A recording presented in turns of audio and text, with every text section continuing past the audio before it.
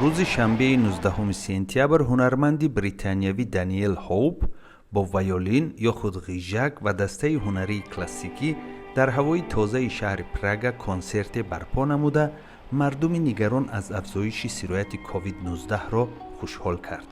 صحنه در مابین رود ولتاوا در کنار تئاتر مردمی و زیر سایه قصر ریاست جمهوری چخیا بنیاد شده بود و بینندگان شمار با قایق‌ها و هواداران باقی مانده هنر در ساحل‌های رود جمع شدند.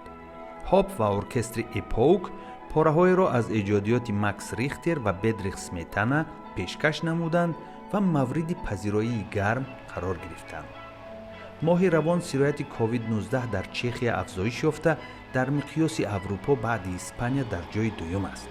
روز 19 سپتامبر در این کشور 2046 نفر دیگر گرفتار کووید 19 شده، رقم عمومی مردم مبتلای آن به 48306 نفر برابر شد. کووید 19 حیات 499 ساکن چخیا را از بین برده است. مقامات تصمیم دارند که بعضی محدودیت ها را برقرار کنند.